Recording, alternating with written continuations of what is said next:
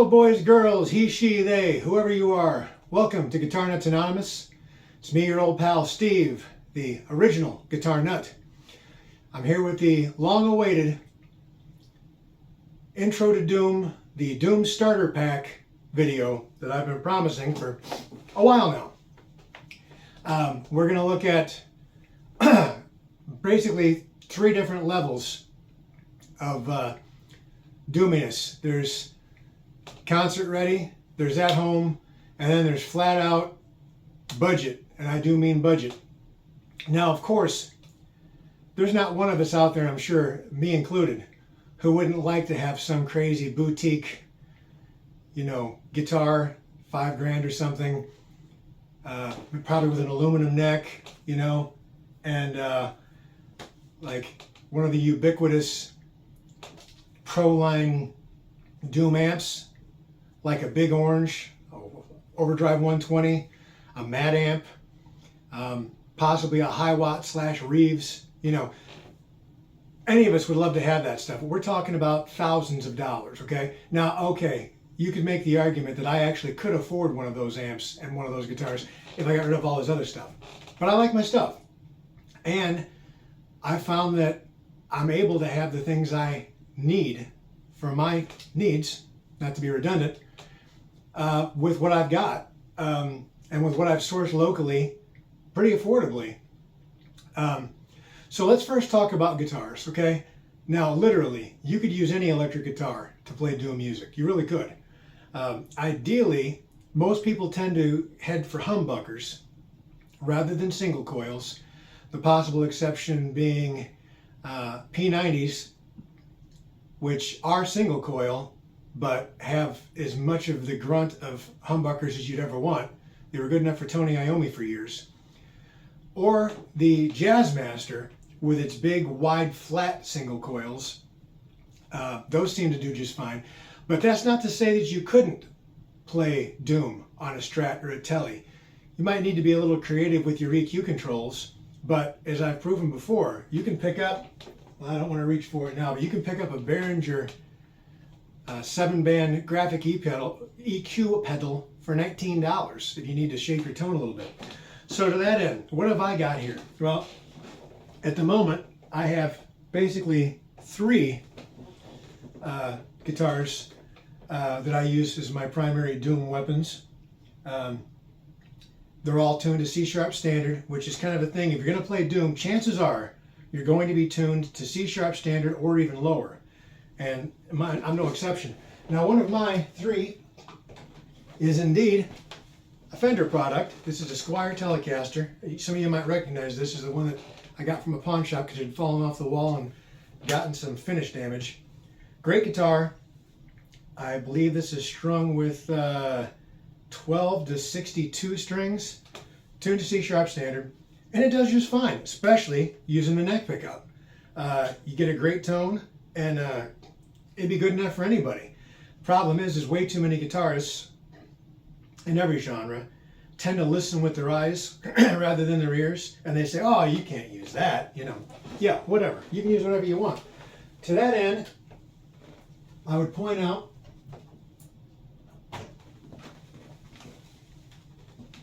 this Rickenbacker copy. This is tuned with some seriously big hootin' strings. I think these are 13 to 65s. I did have this tuned down to B, but the strings were a little too floppy. I found that when I tuned it up to a C#, felt great, sounds great, great choice. And the cool part about this is you're not going to see somebody else using one of these at a gig. These are actually mini humbuckers in here. They're made to look like toaster tops. And this thing's brutal. And it looks brutal. It sounds brutal. It's brutal. So that's a great one. Pretty much all of you by now, if you've watched the channel before, will have seen this. This is an Epiphone, Gibson Squier, an Epiphone Les Paul Studio. It's the full thickness body, full weight. Picked this up in a pawn shop for less than $200 with a beautiful hard shell case that I think is probably worth more than the guitar itself was. Since I bought this, I've played this more than anything else in the house. I didn't anticipate that happening because I've got some great guitars around here, but this seems to be my go-to lately. I would point out though, you know, you don't have to go for the nicer versions of things. You can go for the cheaper. You know, you can get a one of those $150 Les Paul special Epiphone Special 2s that you probably see in your local marketplace or Craigslist for $100 or less on any given day, and you can still do them with it. It's all doable. Now, the most popular guitars in Doom pretty much have to be Les Pauls and SGs, and for good reason. They're nice, you know, heavy guitars. But one of the many cool things about the Doom community, and that in itself is a cool thing, there actually is a community in Doom music. Unlike a lot of other genres where everything is competition and backstabbing, as far as I can tell, there's actually a Doom community where everybody like supports each other, lifts each other up. Bands actually go to see other bands' gigs and buy their merch. You know, they actually do things for each other instead of against each other. But that's a different story. My point is, you don't see nearly the cork sniffery and guitar snobbery in the Doom community that you do and so many other, like, God forbid, blues, you know, your blues lawyers. Snobbery where, you know, only a Gibson's good enough. Is a Gibson good? Absolutely. But you can do just as fine with an Epiphone, just as fine with one of the new Heritage import models, Les Paul's things that they make. You know, you can make a lot of things work. Other popular choices these days are anything made by Dunable. They make a lot of baritones too. Woodwright, which makes the Matt Pike model, which is available in both 6 and 9 strings, which is just cool as heck. You know, old first act guitars, not the crap you would have found at Toys R Us before they went under. I'm talking the actual first act custom shop stuff that came out first. They made some brutally good guitars. There's that word again, brutal. Point being, you don't have to spend a lot of money to get a good guitar at all. You can, and no one's gonna poo-poo you for doing it, but there you go. So that's our standard tune guitars, because for me standard now is C sharp. Okay, but a lot of guys also play down to B and find that a baritone guitar suits them. Personally, I'm writing songs in both C sharp standard and B baritone, and as many of you have already seen, I got this Firefly for $189, 28-inch scale, and it's a funny thing because I really loved and do love my Ibanez 27-inch baritone EX110XL, AX110XL, and was looking for a second one as a backup. But since this showed up, I literally have not taken the Ibanez off the stand. I cannot overstate how great this damn guitar is. I love this thing. I'm not going to get rid of my Ibanez, but not only does it feel good, sound good, play great, but unlike the Ibanez, it has a neck pickup, which, you know, in a lot of genres, just having a single bridge pickup will get you there. You know, your hard rock, heavy metal, you know, standard stuff. Doom, we often actually favor the neck pickup to get that big woolly sound, and this does the job and then some. So again, not a lot of money you have to spend. Can you? Absolutely. Sky's the limit. So that's basically our guitar discussion, okay? Now onward to amps. Cool thing is, and this is a fact, almost anything can be a Doom amp. Any amplifier you come across. Now, would all of us out there love, like I said earlier, to have one of these boutique, crazy expensive amps? Sure, absolutely. Personally, I stumbled upon my amp of Doom, my early 70s custom Hustler 410, and I couldn't be happier with it. It will be my gigging amp for the foreseeable future. What other options do you have? Well, basically anything will do the job. You don't see a lot of Marshalls in Doom, but certainly they'll work. The thing people generally want in Doom is you want lots of clean headroom, because most of your sound is going to come from your fuzz pedal, dirt pedal, your pedals. All you need is a good, clean, powerful platform to run them through. To that end, you can literally use, like I said, just about anything. And for no brand is that more true than for PV, older PV stuff. As many of you would have seen in the past, I have a second rig that's set up over there behind the camera that's comprised of a 115 Hartkey bass cabinet, a 410 vintage PV guitar cabinet, and a PV musician head.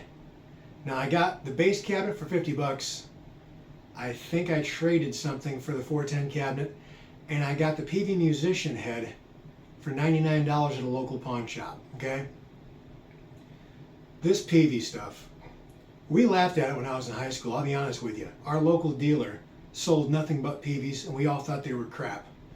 And true enough, if you were going to use them for heavy metal at the time, they kind of were, insofar as you expected to get your sound from your amp then, and the PV distortion was never all that great on the solid state models, at least. I mean, they made tube models that were basically component for component rip-offs of Fenders that were great.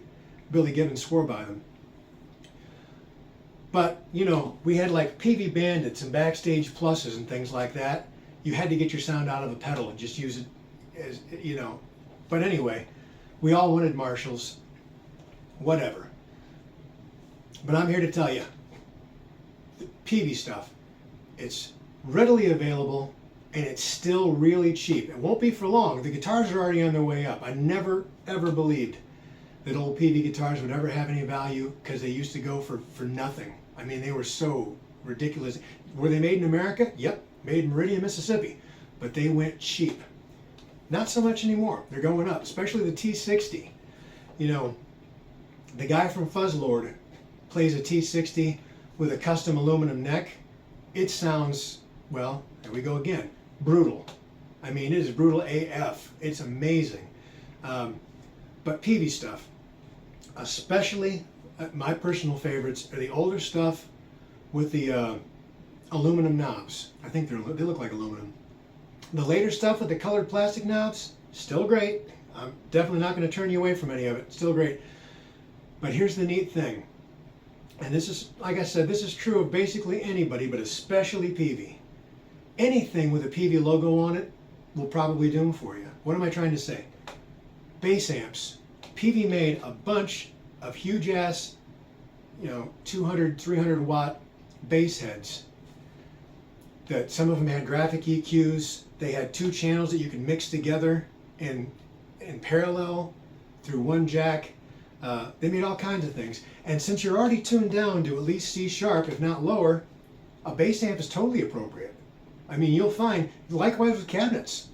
You'd be shocked. A bass cabinet can sound amazing with your Doom rig. Don't pass on bass stuff. At least give it a shot. Okay. So if you find a PV guitar amp, a head or one of the large combos, can't go wrong. If you find one of the bass amps, likewise, probably can't go wrong. But here's the thing that surprises most people, and let me show you this. I got a visual aid here. There are an absolute F-ton of things like this available all over the country that you can get for no money. Okay, this is a PV Mark III series MP4 4-channel PA head. Okay, and it has, what is the power on this guy? It's 100 watts. Okay, this will make a perfect Doom guitar amp. You can either run into one of the channels, turn everything else down so there's no crosstalk, no extra noise. Run into one of the channels so that you can use the EQ and stuff if you want, or bypass all that and use your pedals as a preamp and run directly into the power amp in, which every PV ever made has a power amp in on it. Preamp out, power amp in, it's got that stuff, okay? You can use one of these. I think this one, I think I was given this one, but my 5-channel version that I have down in my basement, I gave $40 for 20 years ago, and guess what? I still see them for 40 or 50 bucks, routinely. Now, granted, a lot of people will say, well, you got it easier. You're in Nashville. Everything's guitars down there. There's some truth to that. But back in Northwest Indiana, where I moved from, there was tons of this stuff. It was everywhere. People were using them as doorstops. They saw no value in these. And this is a really clean unit here. Okay? The worst you're going to find is they might be dusty.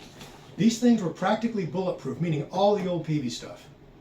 Do you occasionally find one that's been blown? Yeah, but it's usually because some dumbass hooked it up to the wrong impedance cabinets. Funny story for you.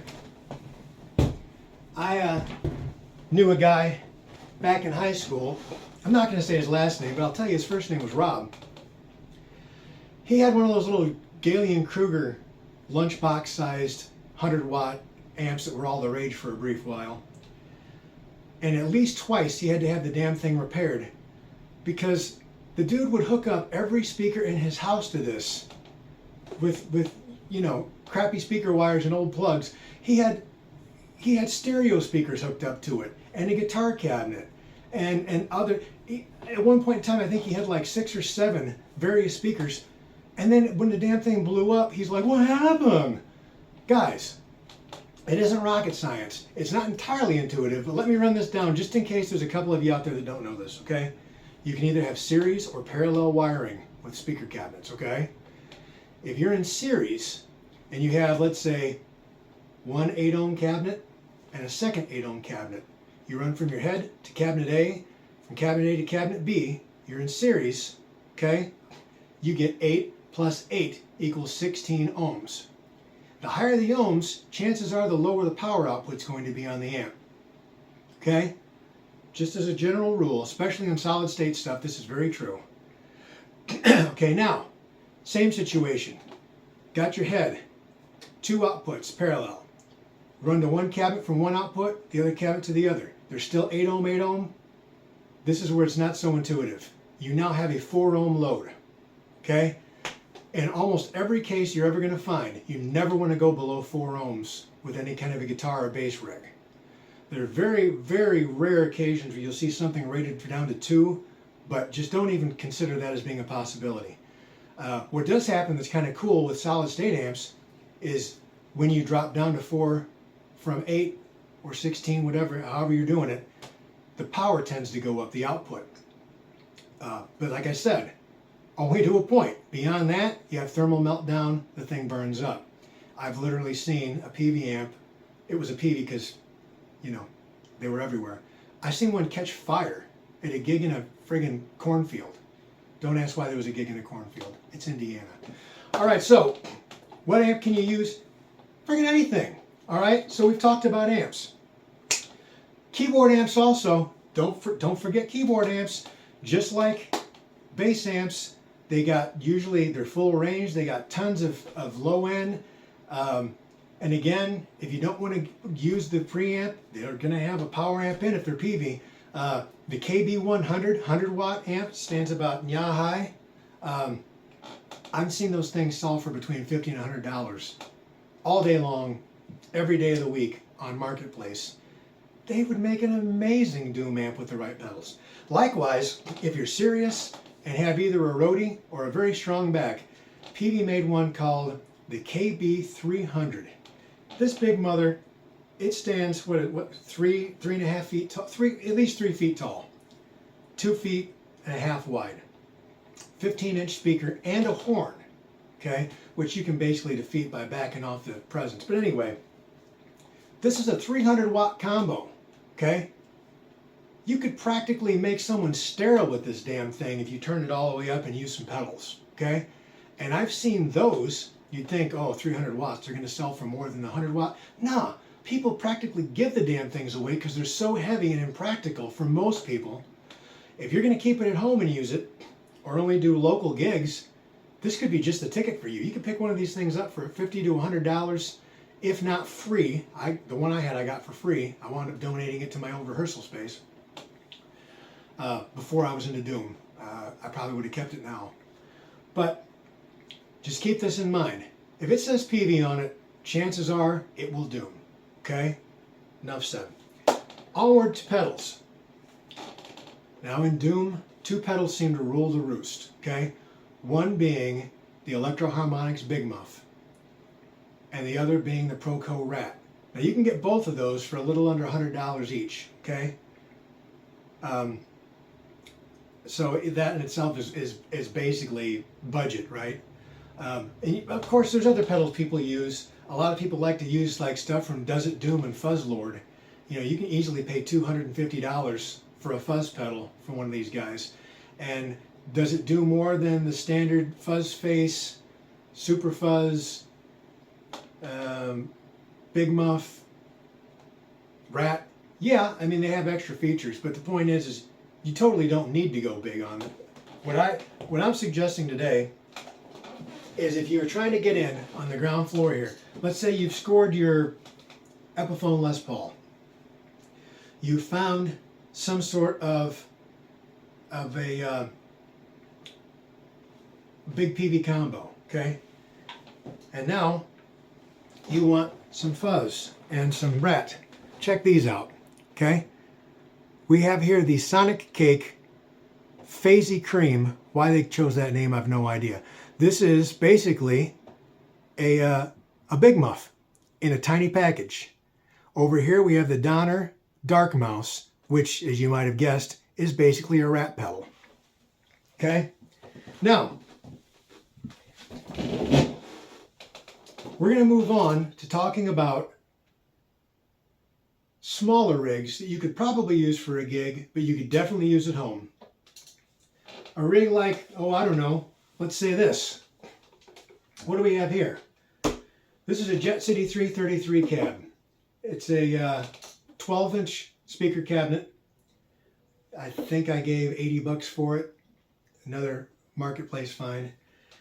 And here, all the factory insignias and stuff are gone. It's a long story. But this is one of the orange Micro Terrors. They also make a Micro Terror Dark that has more gain, but it's neither here nor there. I don't need more gain. I've got the pedals, okay? This guy puts out 20 watts. Turned all the way up, this will keep up with most drummers, especially if you're using like a really big cabinet, like a 412 or something for some more spread. This can keep up with most drummers. Now, is this the only option? Hell no. Also, for an inexpensive price, you can still find these old crates, the Power Block. This is a 50-watt head in a relatively small package. These were originally, I don't know, $199 or something. By the end of the run, Guitar Center was selling these brand new in the box for $79 to get rid of them. Nowadays, they seem to hover around $100. If I recall, I gave $75 for mine. But this, yeah, unless you've got a drummer who's, you know, on meth and out of his mind, this will probably keep up. Now, something else, and this blows a lot of minds. This little tiny guy is the Vox MV50. This uses something called new tube technology, and believe it or not, this little tiny thing that would fit on a pedal board, this will put out 50 watts. Now you have to be at 4 ohms to get 50 watts.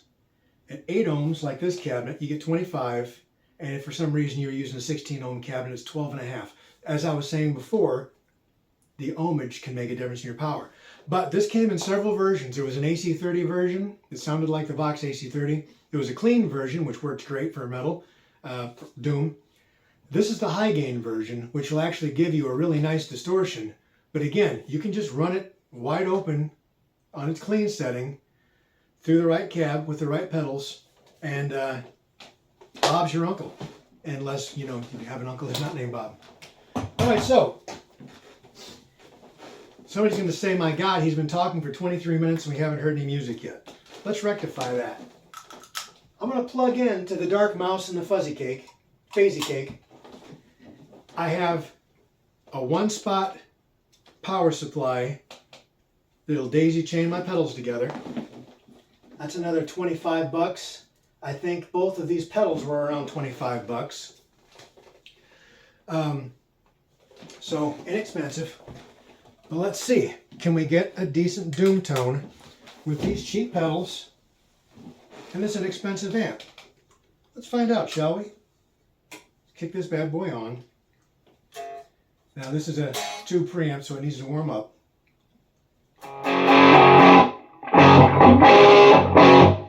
See, it gets quite loud.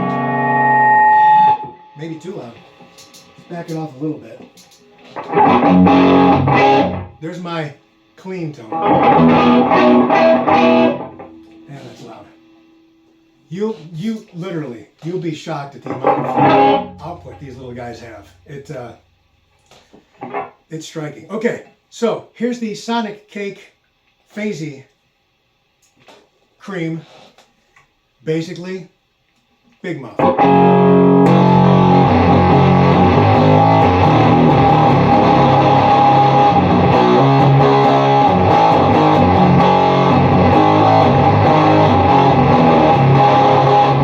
Okay?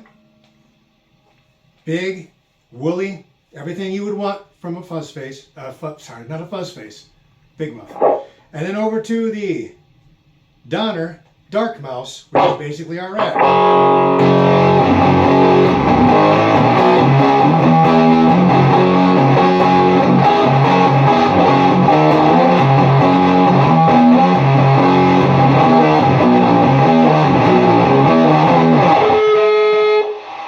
Yeah, it's noisy.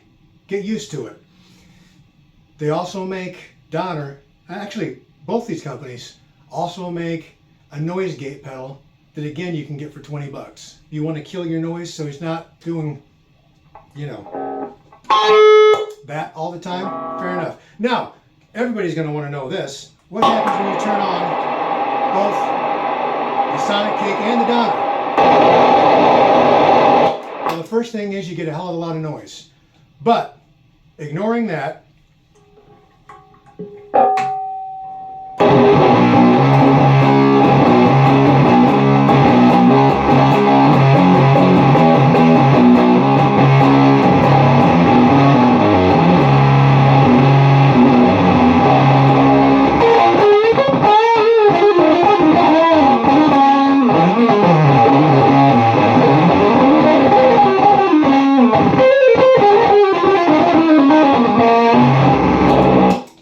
it's noisy as all get out, but I'm making my point.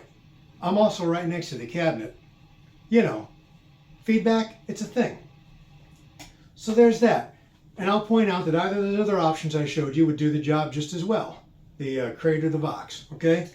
So, we've gone over some various options here, right? You can either be at the high end, be well heeled, which, like I said, let's be honest, we probably all would have ridiculous, expensive rigs if money were no object. But in the real world, that's not true for any of us. But let's say, just for the sake of argument, that you have very little money. I'm talking 15-year-old mowing lawns, no money, because I was that guy once upon a time, okay? What can you do for $100? Probably nothing, right? A lot of guys pay more than $100 for a pedal. Well, how's about you spend $16 on a Rowan Frenzy pedal?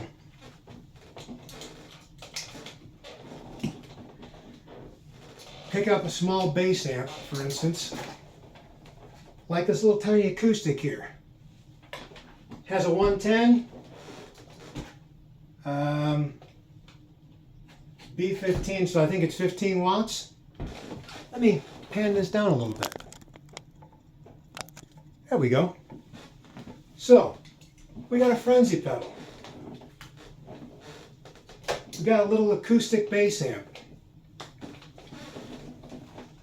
What else have we got?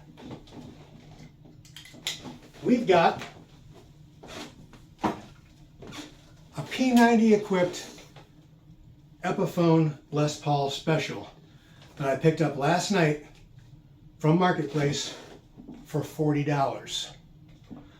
Now, granted, you might not have that luck, but you'll find Epiphone specials all day long for $100, okay? Don't get discouraged. But if you look long enough, stuff like this does happen, okay? So, you've got your $40 guitar plugged into your $16 pedal and then into your $40 amp. You couldn't possibly get away with a decent doom sound with this, could you?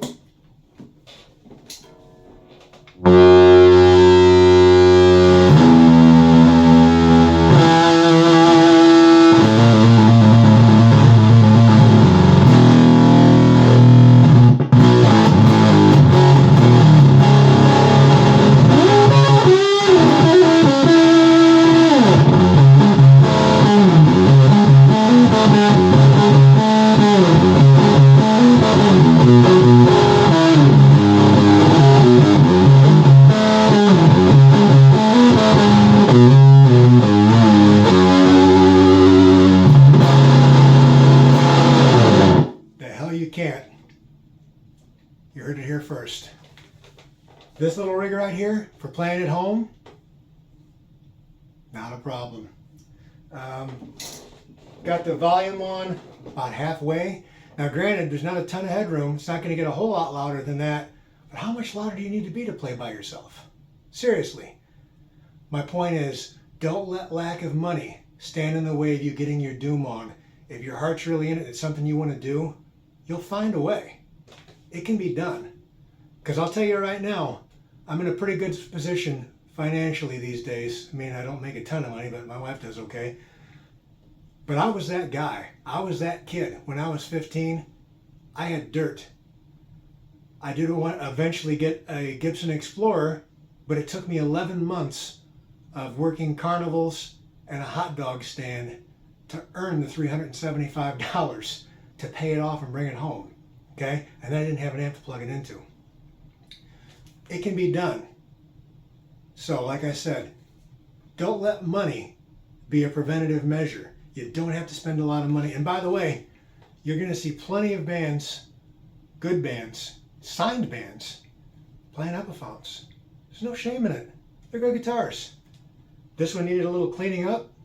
Had to put on some fresh strings, which I would have anyway, because I believe these ones are 13 to 65. And a little setup work, which I can do myself. And so can you.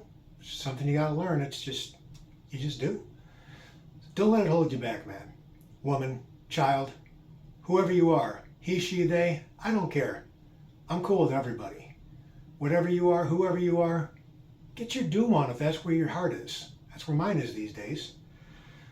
All right, so have I said enough? We're at the 33-minute mark. It's a long video for me. Hopefully you got some value out of this. If you did, leave a comment below. Tell me about your rig. Tell me about your first rig. Tell me about your budget rig if you have one that's really cheap. If you have a hint for a really good amp that we've overlooked that can doom like a big dog that you wouldn't necessarily think of, list it below. Are you one of the rare people that uses a big ass Fender? Not many people use Fender amps in doom, but I can't help but think one of those big 100-watt twins that you can still get from the 90s and the ugly gray carpet finish wouldn't probably do just fine, you know? Mention it below. Tell me what you thought about this. Tell me what you're using. Yeah, tell me what you dream of owning. Tell me whatever you want. I want to hear from you. I love the interaction. We're a community, okay?